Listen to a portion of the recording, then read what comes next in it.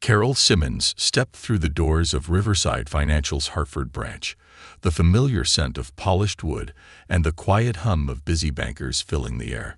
She wasn't a frequent visitor to the bank. In fact, this was the first time she had ever been inside this branch. But today, she had a task to complete. A simple task, one she was used to handling: depositing a check and asking about a loan. She felt a twinge of discomfort as her worn-out sneakers tapped softly on the tile floor. The building's sleek marble counters, the expensive furniture, and the pristine white walls all felt foreign to her. She had spent most of her life in places that didn't have the polished sheen of wealth. The woman she was today wasn't someone accustomed to being in a world where appearances mattered so much. She had never wanted to be part of that world. But now, as she stood in front of the bank's main counter, she couldn't help but feel a pang of insecurity. She glanced down at her attire, her favorite gray sweatshirt, the one that had seen countless washings and was now soft to the touch. The sleeves were a little frayed, the collar slightly stretched. Her jeans, once dark and new, had faded over time to a soft blue, and her sneakers were scuffed from the miles of walking they had endured. Her hair was pulled back in a simple ponytail, strands of blonde hair escaping to frame her face in a way that felt comfortable and easy. It was a look that spoke of practicality, of someone who preferred comfort over appearances. But in this polished world, it felt out of place. Carol knew that she didn't fit in here. She never had, and she probably never would. But that didn't matter. Her husband, Edward, had always been the one who thrived in these circles, who belonged in boardrooms and luxury restaurants. Carol was content being the woman behind the man, the one who kept the home warm, raised their children, and supported her husband's ambitious career. But today, she wasn't playing that role. Today, she had a mission. She approached the counter with purpose, a simple check in her hand, ready to do what she needed to do. The young woman behind the counter, a teller with dark brown hair pulled back into a tight bun, barely looked up as Carol stepped forward. "Good morning," Carol said warmly, offering a smile that she hoped would put the teller at ease. The teller glanced up, her eyes sweeping over Carol with a look of mild distaste. She didn't say anything for a moment, but the silence was thick with unspoken judgment. Finally, the teller cleared her throat and slid a form across the counter. "What can I do for you?" Carol placed the check in front of her, carefully sliding it across the smooth surface of the counter. "Just a deposit," she said, "and I had a few questions about a loan." She kept her tone neutral, hoping her simplicity wouldn't be taken as weakness. The teller's eyes lingered on Carol's worn-out sweatshirt, her eyes flicking back to the check and then to Carol's face. For a brief moment, Carol could feel the shift in the atmosphere, the way the teller's expression hardened, as if deciding whether or not Carol even belonged in the bank. "Is there a problem?" Carol asked, her brow furrowing. The teller didn't answer immediately. Instead, she looked at Carol with a mixture of disdain and superiority. After what felt like an eternity, she finally spoke, her voice cold and dismissive. "You're just here to make a deposit, right? I'm guessing you're not looking for any real services." She gestured to the check, still sitting untouched on the counter. "You're broke, aren't you?" Carol's heart skipped a beat. The words were so sudden, so harsh. She had heard insults in her life. She wasn't naive enough to think she hadn't, but the way the teller spoke to her, as if she didn't even deserve to be in this place, struck a chord deep within her. "What did you just say?" Carol asked, trying to steady her breath. But there was a tremor in her voice that she couldn't quite hide. "I said," the teller repeated, her voice dripping with contempt, "we don't serve your kind here. You should leave." Carol's hand tightened around the edge of the counter as she processed the words. She wanted to yell, to argue, to demand an apology. But instead, she felt a strange calm settle over her. She could feel the sting of the insult, but there was something else, too, something much deeper. The teller didn't seem to care about Carol's reaction. She pointed toward the door with a sharp motion, her face cold and unfeeling. You don't belong here. Go." Carol stood still for a long moment, unable to speak. Her mind was racing, her thoughts chaotic, but somehow she knew that if she said anything in response, it would only escalate the situation. She had dealt with her share of rude people in her life, but this felt different. This felt personal. For a moment, she wondered if she should leave, if it was even worth the effort to stay. But something deep within her told her that this wasn't the moment to back down. Not now. Just as she opened her mouth to speak, the branch manager walked up to the counter. He was a man in his mid-40s, dressed in an expensive suit with a perfectly tailored tie. His expression was neutral, but Carol noticed the tension in his shoulders, as if he was aware of the growing scene. "What's going on here, Stephanie?" he asked, looking between the teller and Carol. The teller, still standing with a smug expression, didn't respond. Instead, she simply pointed toward Carol. "This woman doesn't belong here," she said, her words venomous. "She's just a nobody. We don't serve people like her." The manager looked at Carol, then back at the teller, his brow furrowing slightly. There was a long pause before he spoke again. "Stephanie, take a break," he said, his voice calm but firm. The teller's face turned red with embarrassment, but she didn't argue. She turned on her heel and walked away, muttering under her breath. Carol stood there, shocked, trying to process everything that had just happened. The manager, now standing in front of her, gave her a polite, almost apologetic smile. "I'm terribly sorry for that," he said. "I'm Tom, the branch manager. Please let me help you with your transaction. What can I do for you today?" Carol was still too stunned to speak for a moment. It took her several seconds to find her voice, and when she did, her words came out slowly. "I'm just here to make a deposit. I don't need any more trouble. I just want to get this done." "Of course," Tom replied, his tone shifting to one of professionalism. "Please, allow me to assist you." As Tom processed her deposit, Carol's mind kept replaying the harsh words of the teller. How had it come to this? How had a simple visit to the bank turned into an experience that left her questioning her place in the world? But what she didn't know yet was that this encounter was only the beginning of something much larger, a lesson in humility, power, and the realization that things weren't always as they seemed. The door to her life was about to open in ways she couldn't even begin to imagine. Edward Simmons arrived at the Hartford branch of Riverside Financial just before noon, stepping out of his black sedan with the deliberate grace of a man who had built empires with calm precision. His suit, a tailored Italian Navy ensemble, clung to his frame with quiet authority, and his leather shoes clicked confidently against the pavement as he walked toward the glass entrance. From a distance, he looked like any high-powered executive arriving for a business meeting. But beneath the composed surface, a quiet tension simmered. He hadn't heard from Carol since she walked into the bank earlier that morning. That wasn't unusual. They had agreed she wouldn't contact him unless something went seriously wrong. Still, a subtle knot tightened in his gut. His instincts, honed over decades of navigating boardrooms and acquisitions, told him something was off. When Edward pushed through the doors, he instantly felt it. The air inside the branch was different now. Tense, stiff, like the aftermath of a summer storm. The receptionist, a young man in his early 20s, snapped to attention the moment he saw Edward approach. The manager, Tom, was already halfway across the lobby to greet him, his steps brisk, his expression forced into polite neutrality. "Mr. Simmons," Tom said, extending a hand. "We've been expecting you. Welcome to Hartford." Edward smiled tightly and accepted the handshake. "Thank you. I trust the team is prepared for the transition meetings this afternoon." Tom nodded. "Of course. We've set up a conference room, and I've prepared reports for your review. I believe you'll find our numbers encouraging." "I'm sure I will," Edward replied, but his eyes were already scanning the room, searching for one particular face. Carol's. She wasn't in the lobby, not seated in the waiting area, not standing near the counters, and there was no sign of her outside through the large front windows. He turned back to Tom.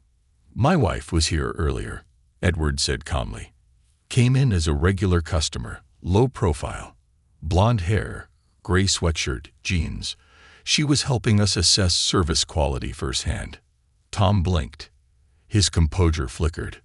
"Ah, yes," he said after a beat, clearing his throat. "Yes, she was here. She left a little while ago." Edward's jaw tightened. "Did she speak with someone?" "She did. There was a misunderstanding, I believe. A teller made an assumption, and, well, I intervened as soon as I became aware of the situation. I sincerely apologize for any assumption." Edward's voice was calm, but it carried the sharp edge of cold steel. "What kind of assumption?" Tom hesitated.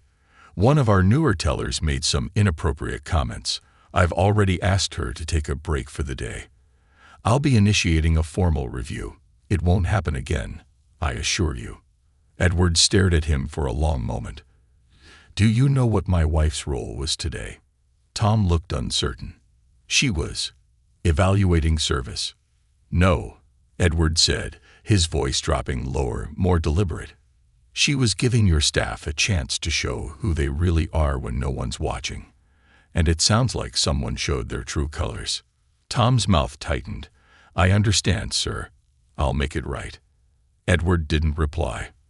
His mind was already moving beyond the moment, beyond the embarrassment, or even the insult.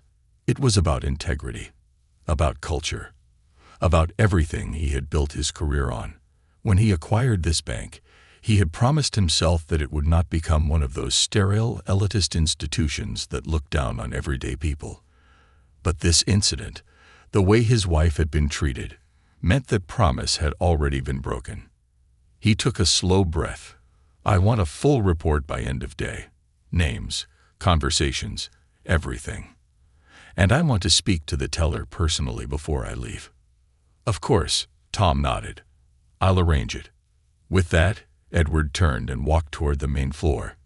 He needed to see it for himself, the tone of the place, the energy, the expressions of the staff who had witnessed what happened. A few employees glanced his way nervously. Others quickly busied themselves with tasks, pretending not to notice. Edward had seen this before, guilt disguised as routine. But what truly disturbed him was what he found at the far end of the lobby. An elderly man, hunched and frail, struggling to fill out a deposit slip. Two tellers whispered behind their hands, giggling at something, and made no move to assist him. Edward watched for a full minute before stepping in. He approached the man gently. "Excuse me, sir. May I help you?" The man looked up, startled, but nodded gratefully. "I'm just trying to deposit this. My hands aren't as steady these days." Edward helped him fill out the form, then guided him to a teller who turned pale upon recognizing her boss. "Take care of him," Edward said softly but firmly, and with respect. As the teller nodded shakily, Edward turned back to the lobby. He didn't need more evidence. The culture problem at Hartford ran deeper than one rude teller. It was systemic. Outside the bank, Carol sat in the front seat of her car, gripping the steering wheel with white knuckles. She had left after the confrontation with the teller, not wanting to create a scene, but the humiliation still burned in her chest. She wasn't a woman easily broken. Years of raising kids, supporting Edward, and dealing with people who thought less of her because she didn't wear designer labels had made her resilient. But this had cut deeper than expected. She had tried to brush it off, tried to tell herself it wasn't personal, but it had felt personal. Every word, every glance had made her feel like she didn't matter, like she wasn't enough. Her phone buzzed. "Edward." She answered quickly. "Hi. Where are you?" His voice was calm, but there was a current of emotion underneath. "In the car. Out front. I'm coming." 2 minutes later, the passenger door opened, and Edward slid into the seat beside her. He didn't say anything at first. He just looked at her, searching her face for answers. "Are you okay?" he asked finally. Carol nodded slowly. "Yeah, It just took me off guard. I wasn't expecting that. I should have gone in with you." "No." She turned to him. "This is exactly why I went in alone. You needed to see the truth, Ed. And now you have." Edward reached over and took her hand. "You didn't deserve that." "No one does," she replied softly. "That's the point." He nodded slowly, then leaned back in the seat, his mind already working, already planning the next step. But more than just damage control or public relations, this had become something personal. His wife had been treated like she didn't matter by his own employees in a building that bore his name on the paperwork. That wasn't just a problem. That was a failure. And he wasn't going to let it stand. Whatever came next, it would shake the walls of Riverside Financial to their foundations. Edward didn't sleep that night. Not really. He lay next to Carol in the dark, staring at the ceiling, listening to the faint sounds of the city outside their window. Normally, he could shut his mind off after a long day.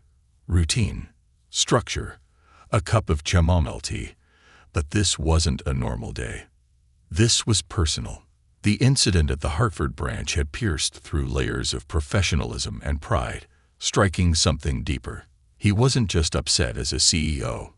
He was furious as a husband. Carol had drifted off eventually, her breathing soft and even, her body turned toward him. But Edward couldn't close his eyes without seeing her standing there again. Small, unassuming, hurt, but dignified. And the smug look on that teller's face. Like she held the power. Like Carol didn't belong in a place Edward himself owned. At 5:45 a.m., he slipped out of bed quietly, careful not to wake her, and made his way to the kitchen. He poured a cup of black coffee, no sugar, and opened his laptop at the counter. Emails had piled up overnight, but he ignored them.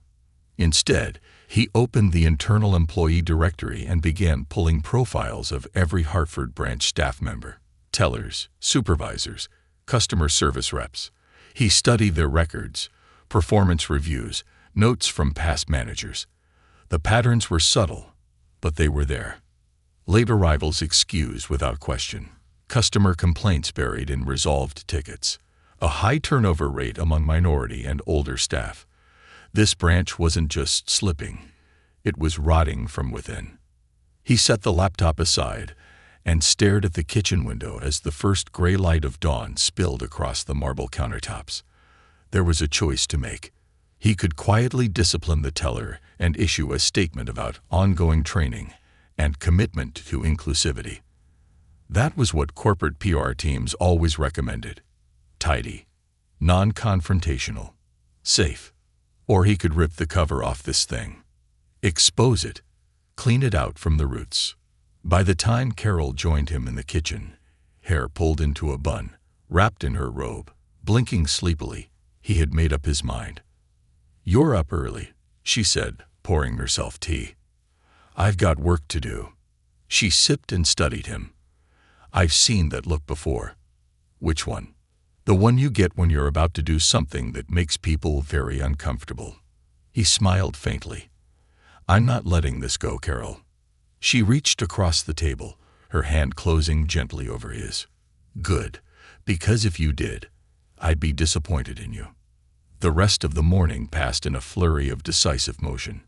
Edward made 3 calls, one to his executive assistant, asking her to clear his day, one to the chief human resources officer, requesting an urgent meeting at the Hartford branch, and one to Riverside's head of communications, instructing her to prepare a press statement, but to hold it until further notice. At 10 a.m. sharp, Edward walked into the Hartford branch once more. This time, he didn't come in as a curious investor or a polite visitor. He walked in like the storm he intended to be. His presence was immediate, magnetic, impossible to ignore. The staff stiffened as they saw him. Tellers froze mid-task. A manager dropped his pen. And somewhere near the back, someone hit the panic button usually reserved for security emergencies. He didn't acknowledge any of them. He made a beeline for the conference room, where the HR chief and branch manager were already waiting. "Let's get started," Edward said, shutting the door behind him. "I want complete transparency, and I want it now." The HR chief, a sharp-eyed woman named Lisa Monroe, opened her laptop. "We've gathered statements from 6 staff members who witnessed the incident. 3 of them corroborate your wife's account. The teller in question, Jessica Hart, claims it was a misunderstanding." "Did she use the words, 'We don't serve your kind here'?" Edward asked, his voice clipped. Lisa hesitated. "One witness claims she did. 2 others say the phrase was, quote, 'You probably don't have enough funds for this kind of service.'" He felt his stomach turn. "So in other words, yes." "Yes, sir. And this wasn't the first complaint about her, was it?" Lisa shook her head. "There are 4 prior complaints logged over the last 2 years. None as severe, but they all mention condescension, dismissiveness, tone." Edward nodded. "Then why is she still employed here?" The room went silent. Tom, the branch manager, cleared his throat. "In hindsight, we didn't escalate properly. There was no formal HR report filed until now." Edward stared at him. "You had a problem growing in your own building and did nothing. You're either blind or complicit." Tom looked down, visibly sweating. Edward stood. "Effective immediately. Jessica Hart is terminated. You'll coordinate with HR for formal process, but she is not to return to this branch." "Understood." Lisa nodded, already making notes. "As for you," Edward turned to Tom, "you're on probation pending a full investigation. During that time, you're suspended from supervisory duties. An interim manager will be appointed within the hour." Tom opened his mouth to protest, but Edward's expression silenced him. "I gave this branch a chance when I bought it. I gave you a chance, and you let your culture rot because you thought no one would notice." He walked to the window, staring out at the street. A young mother walked by with a toddler in hand, their laughter echoing faintly through the glass. "This bank," he said slowly, "is going to change. Starting today." When he turned back, Lisa was already on her phone, coordinating with corporate. Edward stepped out into the lobby, where whispers had grown louder, bolder. All eyes turned toward him. He raised a hand. "Everyone, if I could have your attention." The room fell silent. "My name is Edward Simmons. I am the owner of this bank. And yesterday, one of you treated my wife like she didn't matter. You judged her based on her clothes, her demeanor, her lack of pretense. You decided she didn't belong here." Some looked ashamed. Others looked stunned. A few stared blankly, waiting to see what came next. "What you didn't know is that she is the kindest, most grounded woman I know. And she's the reason I'm standing here now, not just as a businessman, but as a man who believes that every person, no matter what they look like, deserves dignity." He paused, letting the silence stretch. "This branch failed, but it's not beyond saving. That choice starts with you." Then, without another word, he turned and walked out, leaving behind a room of shaken employees and the unmistakable feeling that change, real change, was no longer optional. The next morning, Carol sat on the porch of their quiet country home, a steaming cup of tea cradled in her hands. The garden stretched out before her, still heavy with dew, and birds flitted between branches as the sun rose steadily behind the hills. But her peace was shallow. Her mind drifted back to that bank lobby, those eyes, that voice, that humiliation. Even after Edward had stepped in, even after the bold speech and swift action, something unsettled lingered within her. She had gone in with a purpose, but she hadn't expected how personal the experience would feel. She had walked into that building as herself, plain, real, unadorned, and had been dismissed as worthless. That was something she could not forget. And she wondered how many other simple women like her had been pushed aside, every day, in places like that, with no Edward to back them up. As the thoughts churned, her phone buzzed. A text from Edward. "Check the news. Hartford Journal. Front page." Curious, Carol opened the link. A bold headline screamed across the top. Bank CEO calls out discrimination at his own branch after wife's mistreatment. Her eyes widened as she read the piece. It quoted Edward directly, described her experience in sharp detail, and even included photos from the security footage. Grainy, black and white stills of her standing at the teller's window, confusion on her face, the manager hovering in the background, arms crossed. She was stunned. She hadn't known Edward would go public. Within minutes, her phone blew up. Texts from friends, emails from advocacy groups, even a voicemail from a local women's shelter praising her bravery. By the time noon rolled around, Carol had given 3 impromptu interviews from her kitchen, reporters eager to hear her side. Each time she spoke, she was careful not to lash out, but her message was firm. I didn't walk into that bank to expose anyone. I walked in to deposit a check. What happened to me happens to people every day, and we don't always have someone powerful to stand behind us. It's time that changes. Meanwhile, at the bank, the fallout was swift and seismic. By noon, Riverside Financial's main phone line was jammed with angry callers. Customers pulled their accounts. Online reviews flooded in, accusing the Hartford branch of systemic discrimination. A popular local influencer even uploaded a reaction video. CEO's wife gets kicked out. What happened next? BLEUNIMIND. And within hours, it had over 500,000 views. Internally, Edward was already 3 steps ahead. He'd initiated a complete audit of every branch under the Riverside name. Anonymous surveys were sent out to employees at all levels, giving them a safe space to report mistreatment or unethical practices.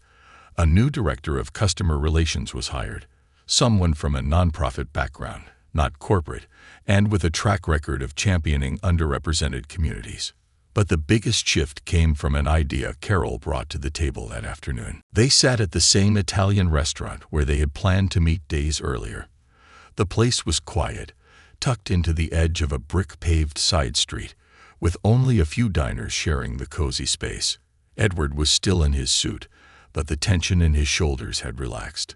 Carol, wearing her usual cardigan and jeans, had just finished a bowl of minestrone when she leaned forward. "I want to do more," she said. Edward looked up from his pasta. "You already did more than enough." "No," she said, firm. "That's the problem.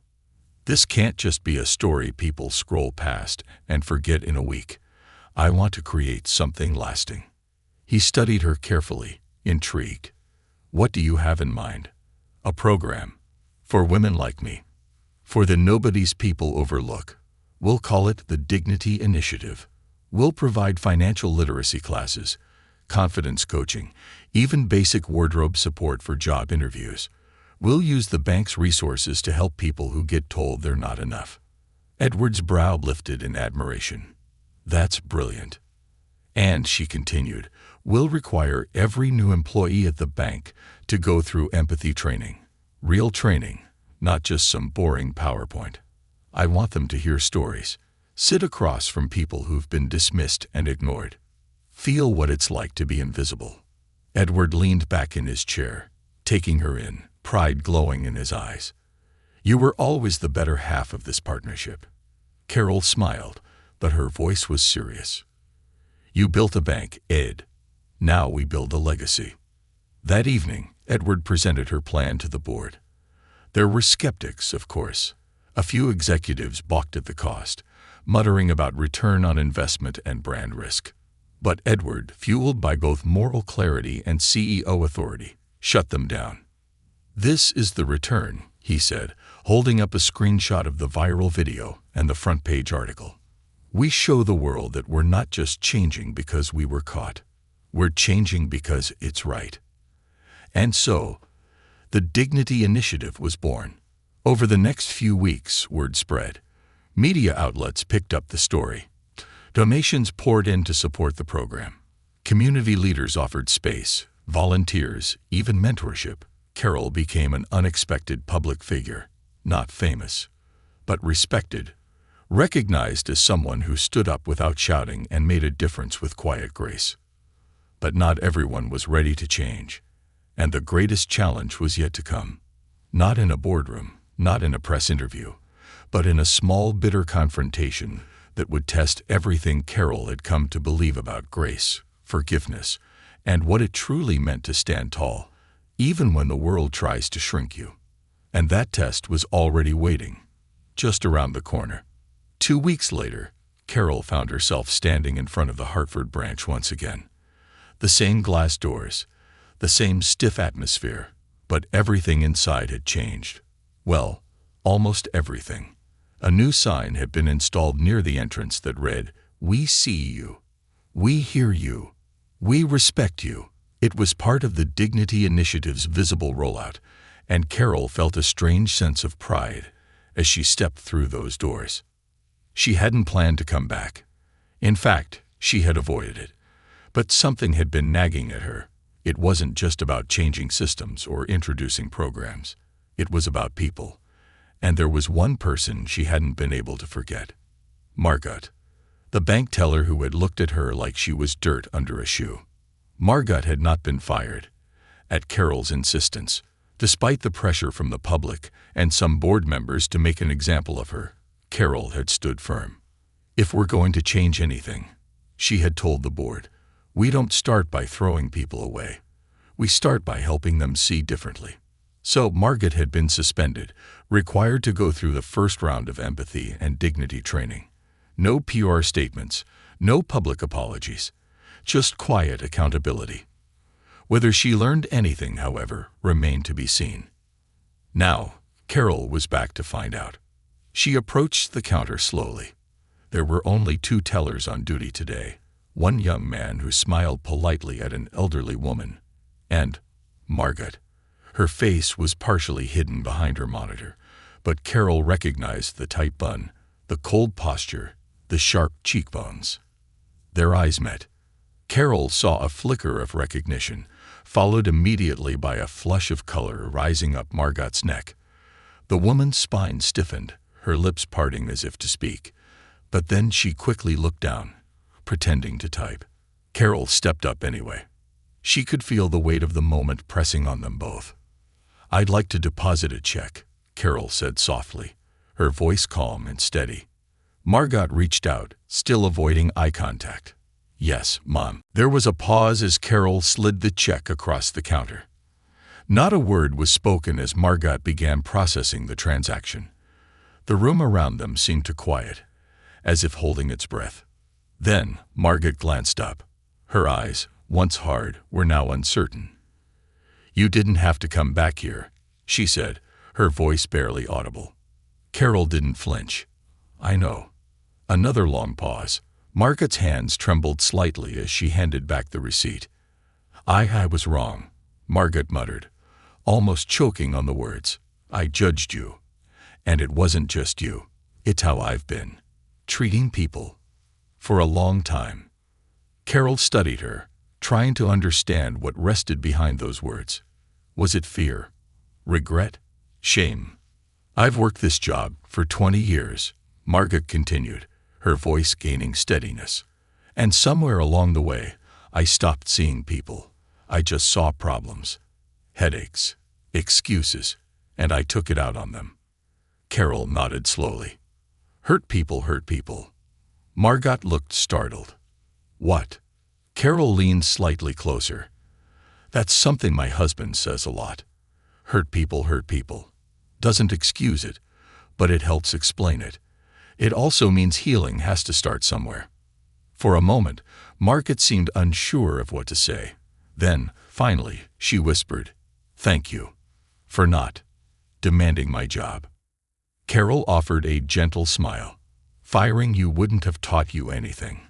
But this moment, this conversation, it might." They stood there in silence for a beat, surrounded by the hum of printers, the faint murmur of other customers, and the weight of change hanging heavy in the air.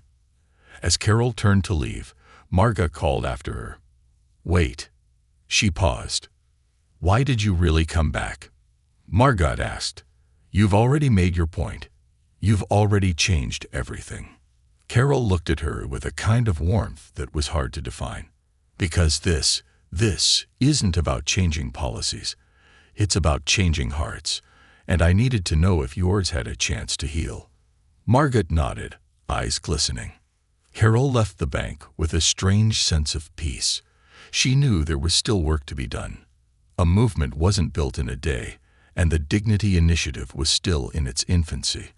But if even one hardened soul had cracked open, if even one woman like Margaret had begun to look at the world with new eyes, then maybe, just maybe, they were on the right path. That night, as she returned home, Edward greeted her with a quiet smile. He'd been reading reports all day from other branches that had adopted the initiative, stories of customers who felt human again, staff who were learning empathy instead of just efficiency. "Guess what?" he said, holding up his phone. "There's a small bank in Vermont asking to partner with us. They want to use the Dignity model as part of their rebrand." Carol's eyes lit up.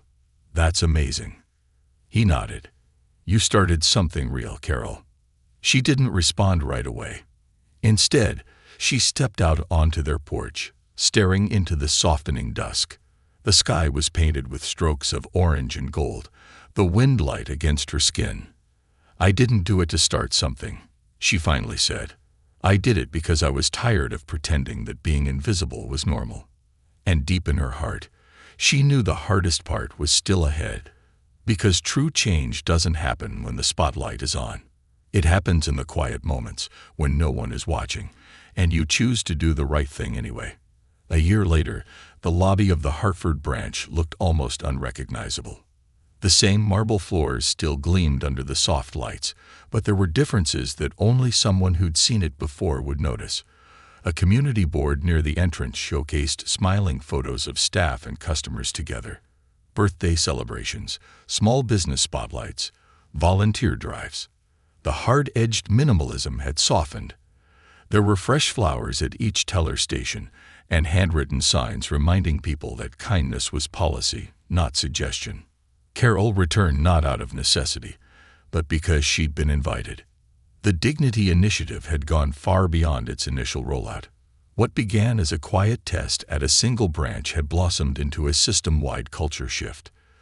Dozens of banks in the region had signed on, with Carol and Edward as its faces, reluctantly so on Carol's part. She never wanted recognition. She only wanted fairness. But Edward had gently persuaded her that stories, real stories, were the most powerful way to change hearts.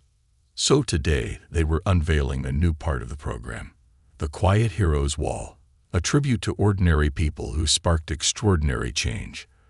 The wall would start in Hartford and expand branch by branch.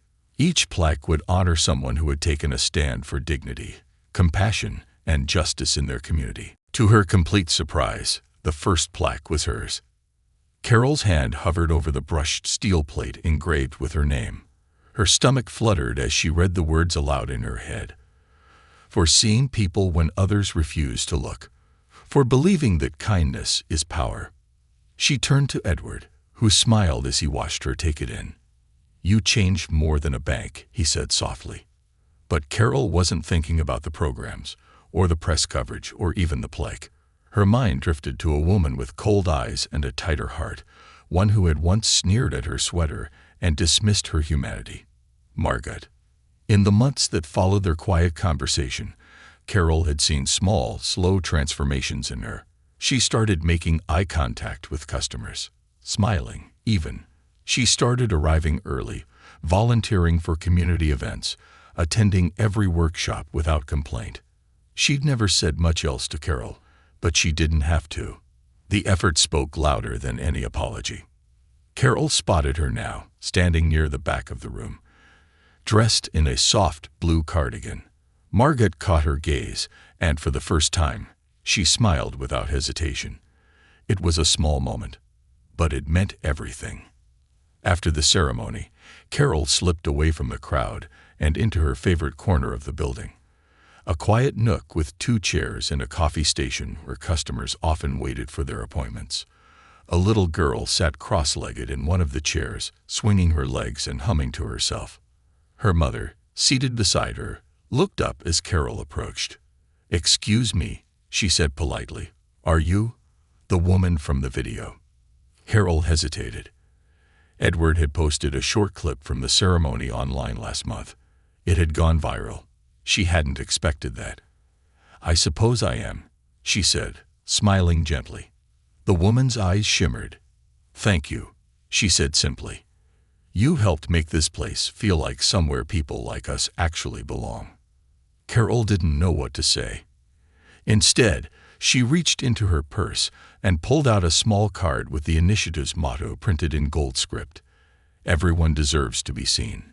She handed it to the little girl, who took it with a grin and slipped it into her coat pocket like a treasure. As they walked away, Carol sat back and watched them go, hand in hand, heads tilted toward each other as they spoke in soft, happy tones. She knew the world hadn't changed overnight. Injustice hadn't disappeared. Judgment and prejudice still lurked in boardrooms and break rooms and bank lobbies all over the country. But in this little corner of Hartford, something real had taken root, something honest. And it had all started with a gray sweatshirt and a woman who refused to be made small. That evening, as the sun dipped below the skyline, casting golden rays across their porch, Edward poured them both a glass of wine. He raised his glass in a quiet toast. "To quiet revolutions," he said. Carol clinked hers against his. "To seeing people, and to never forgetting what it feels like to be unseen." They sipped in silence, watching the stars begin to poke through the darkening sky. Somewhere down the street, a wind chime sang in the breeze. It was gentle, subtle, just like the kind of change that lasts.